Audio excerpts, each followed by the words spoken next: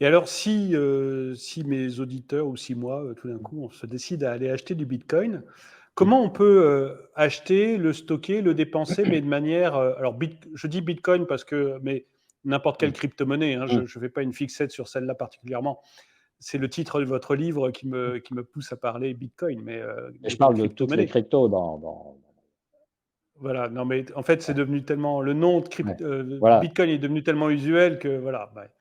Mais donc, comment on pourrait acheter, stocker, dépenser ces crypto-monnaies finalement en toute sécurité? Comment Alors faire ça pour se lancer oui, alors correctement?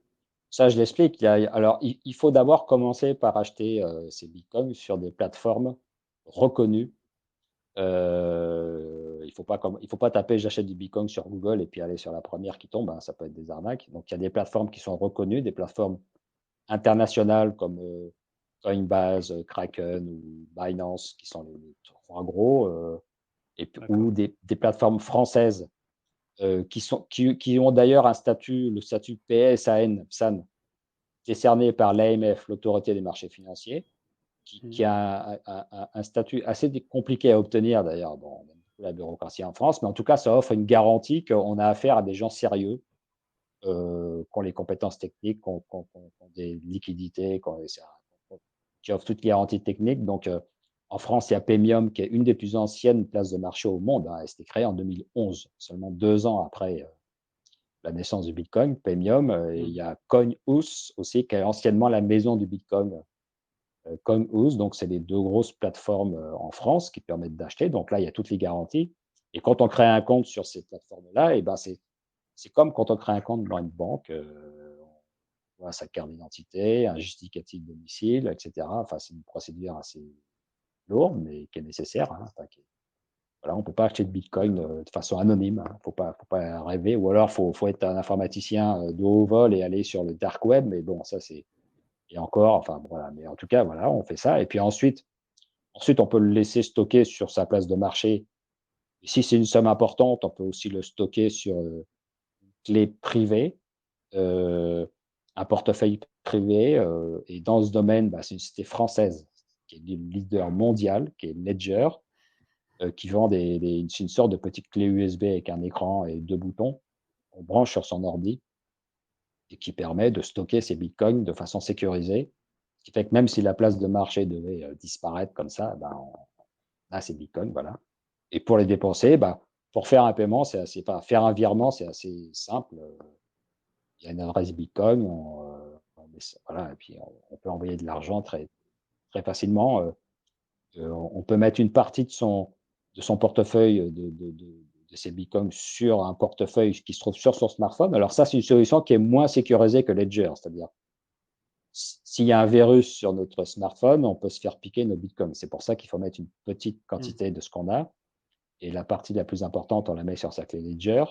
On peut ensuite mettre dans un coffre de banque, hein, c'est ce que j'ai fait moi, comme ça on est tranquille. Et une fois qu'on a un peu d'argent sur son smartphone, bah, on peut faire des paiements.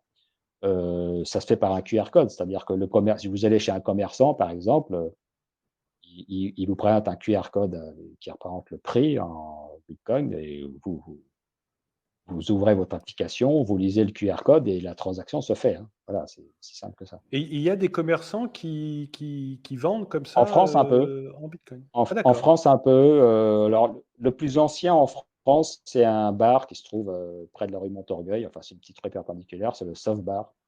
C'est d'ailleurs lieu là qu'a lieu la plus ancienne réunion des bitcoiners, parisiens, D'accord. c'est le premier mardi ou mercredi du mois. C'est faut voir ça sur Meetup, parce que c'est sur la plateforme Meetup que se font beaucoup les rendez-vous et les groupes, de crypto. Donc là, c'est le D'accord. plus ancien. Donc lui, on peut payer sa bière, voilà, en bitcoin. Il accepte, le paiement en bitcoin. Il y a quelques magasins en France, mais ça reste symbolique, comme je disais tout à l'heure. Nous, on a une monnaie, alors il y a de l'inflation, mais qui reste encore mesurée. À Mhm. 4-5 en France, bon, ça reste mesuré, donc ça va, il y a pas de mouvement de panique. Donc c'est un peu gadget de payer en bitcoin, moi je dis: «Il vaut mieux garder ses bitcoins et dépenser ses euros, quoi». Voilà, parce que les bitcoins, ils vont prendre de la valeur alors que les euros, ils sont en train d'en perdre. Donc il vaut mieux Ouais. dépenser ses euros pour acheter sa bière plutôt que de cramer ses bitcoins, hein, donc mais bon, mais on peut le faire, voilà. Il y a D'accord, quelques commerçants en France qui permettent de le faire. d'accord. Les noms des plateformes que vous nous avez donnés, c'est dans Mmh. votre livre, Ouais, donc ouais, je tout à rappelle fait, le ouais. titre, hein, Bitcoin, comprendre et investir, le guide pratique des crypto-monnaies. Donc il est Voilà, chez disponible partout, je pense, et puis je mettrai un voilà, ch lien chez Errol, dans la description. Voilà, chez Errol. Je mettrai un lien dans la mmh, description vers Errol pour que les gens puissent l'acheter mmh. chez l'éditeur. Et donc, il y a toutes les informations que vous nous avez données là sur les Voilà, plateformes qui sont il y a dedans. aussi la fiscalité parce que, si on revend une partie de son portefeuille, il faut déclarer la plus-value au fisc. On est taxé à hauteur de 30. C'est la PFU, le prélèvement Hmm. forfaitaire unique, Alors, qui s'applique dans ce cas. si on le vend en euros, par contre, si on le vend en stablecoin, on ne paye pas d'impôt, je crois. Voilà, c'est-à-dire ça, c'est une particularité de la France et c'est même un avantage par rapport à pas mal de pays, c'est que si au sein de vos portefeuilles, vous faites des transactions, par exemple, vous revendez du bitcoin pour acheter de l'Ether et l'Ether monte, ensuite vous revendez, vous avez plus de bitcoin qu'avant, donc vous avez fait une plus-value. Là, vous ne déclarez rien. Hmm. Vous déclarez uniquement quand vous rapatriez tout ou partie de vos portefeuilles en euros. Quand vous basculez en euros, là, ça déclenche la plus-value. D'accord, Donc ça, c'est intéressant parce que ça veut dire que si vous n'avez pas besoin de vos bitcoins, bah, vous les mettez pas en euros et vous pouvez faire des opérations, gagner de l'argent et c'est uniquement plus tard, plusieurs années plus tard, quand vous déciderez d'en réaliser une partie et ben, à ce moment-là, vous paierez 30, qui est un taux, bon, d'accord. assez élevé. Ça par rapport à la fiscalité française, on va dire, il y a pire, quoi, donc bon.